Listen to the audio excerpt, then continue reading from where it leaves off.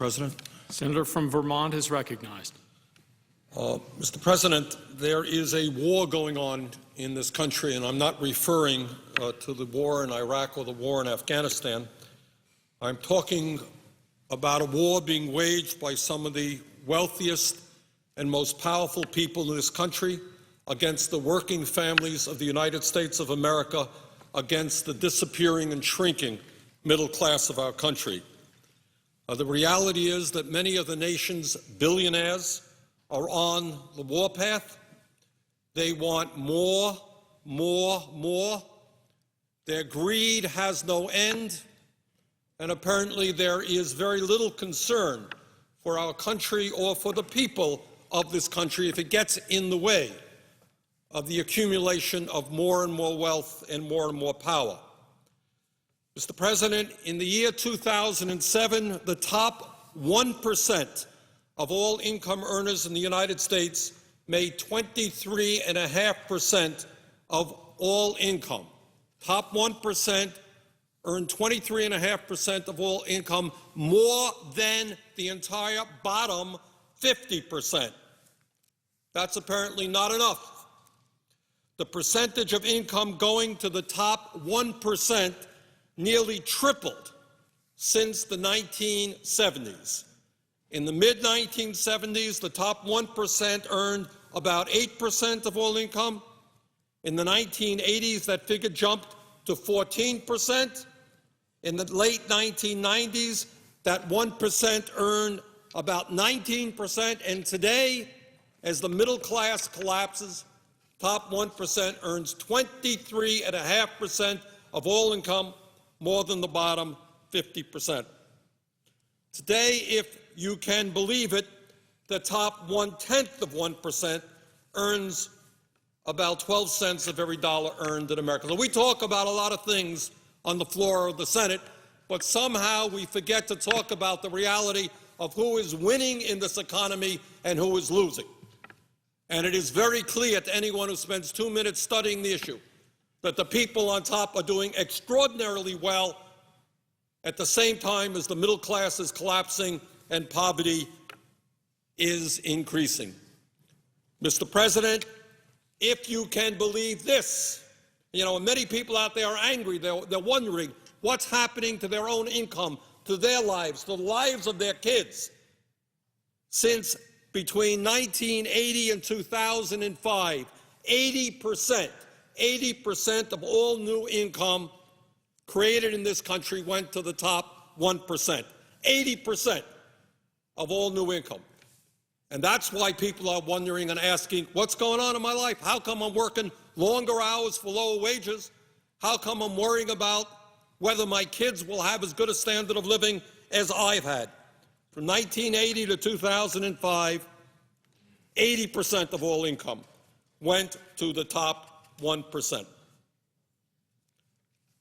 Today, the Wall Street executives, the crooks on Wall Street whose actions resulted in the severe recession that we are in right now, the people whose actions, illegal actions, reckless actions, have resulted in millions of Americans losing their jobs, their homes, their savings. Guess what? After we bailed them out, the CEOs today are now earning more money than they did before the bailout. Mr. President, while the middle class in this country collapses and the rich become much richer, the United States now has by far the most unequal distribution of income and wealth of any major country on earth.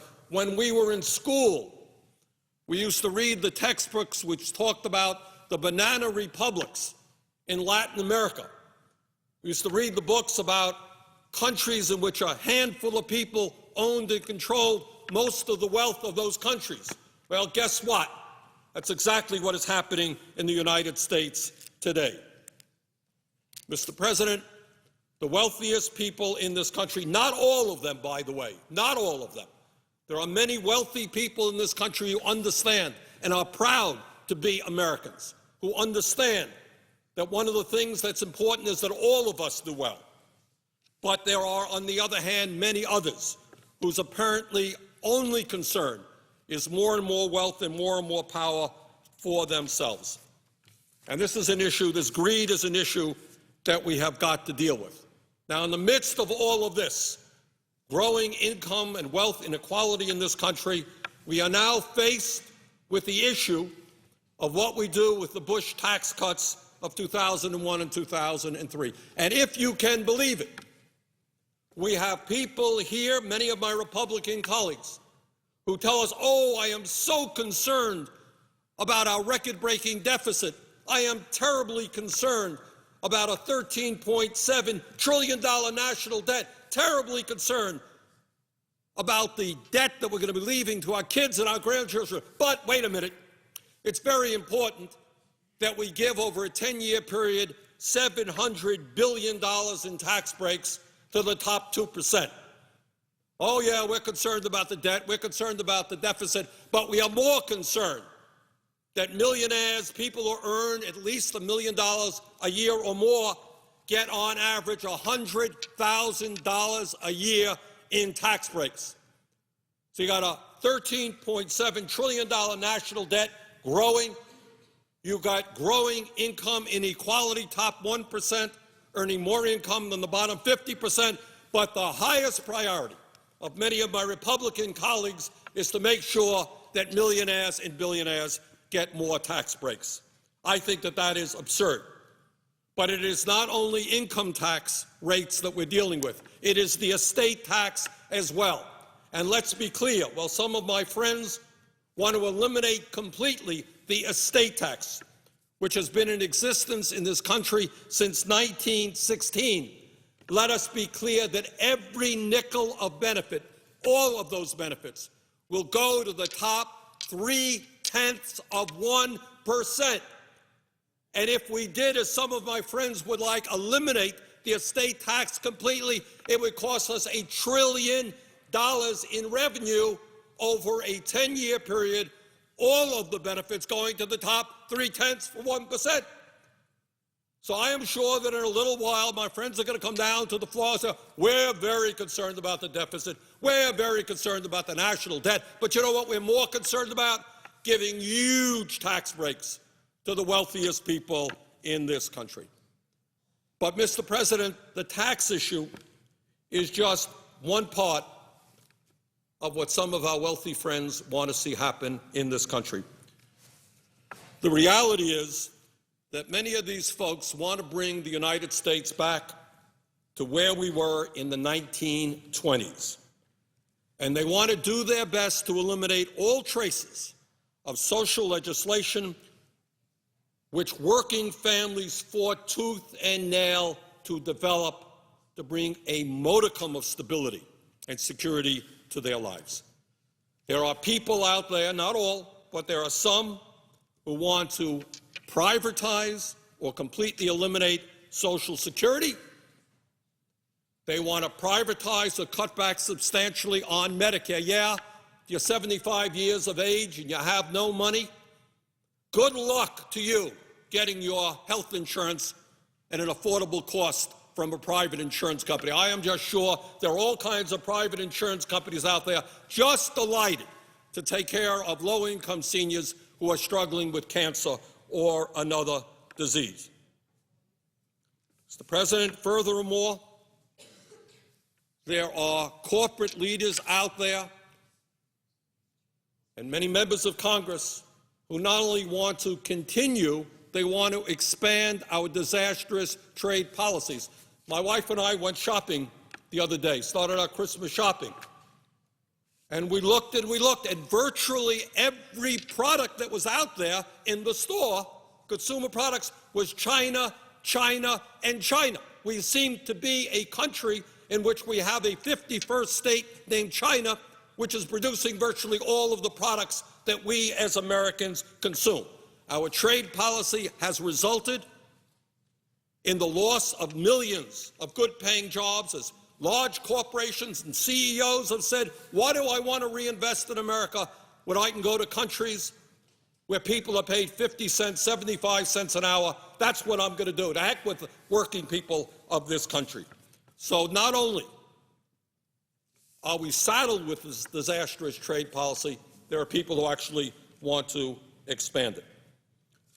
Now, one of the things that we're going to see going on is that while we struggle with a record-breaking deficit and a large national debt caused by the wars in Iraq and Afghanistan, caused by tax breaks for the wealthy, caused by an unpaid-for Medicare Part D prescription drug program, caused by the Wall Street bailout, driving up the deficit, driving up the national debt. Then some people can say, oh, my goodness, we got all of those expenses, and then we got to give tax breaks to millionaires and billionaires, but we want to balance the budget.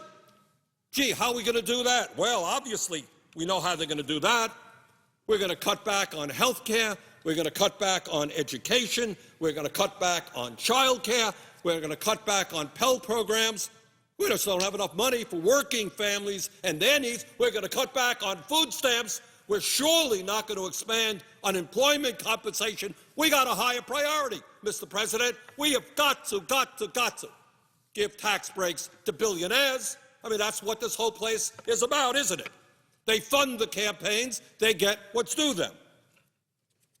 Mr. President, amazingly enough, we have our friends on Wall Street, the CEOs of the large financial institutions. They want to rescind or slow down many of the provisions, the very modest provisions in the financial reform bill. I voted for the financial reform bill, but I will tell you clearly it did not go anywhere near far enough, but it went too far for our Wall Street friends and their lobbyists who are all over here. And for the hundreds of millions of dollars Wall Street spends on this place, they want to rescind, slow down some of the reforms there.